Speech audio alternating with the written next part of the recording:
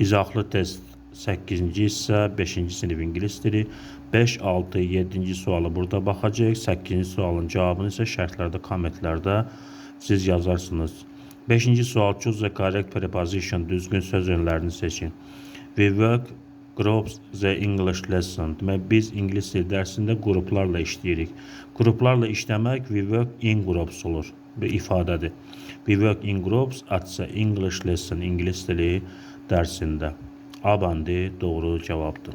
6-cı sual choose the correct variant. Our teacher us roles and we act. Bizim müəllimimiz bizə rol verir və biz o rolu ifa edirik. Burada our teacher 3-cü şəxsin təkindədir və onunla a giving olmaz. Gərək is giving olmalıdır.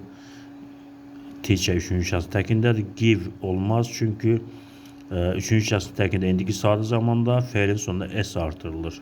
To give də olmaz. Biz feili cümləyə daxil edəndə sadə zamanda tonu atırıq. C bəndi doğru cavabdır.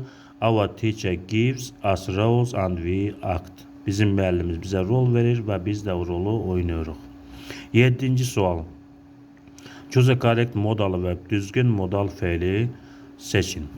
We make up dialogues at the English lesson.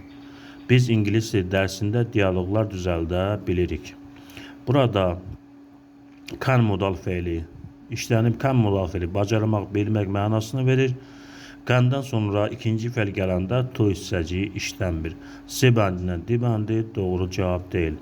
A not modal feil deyil. Burada A bəndi doğru cavabdır.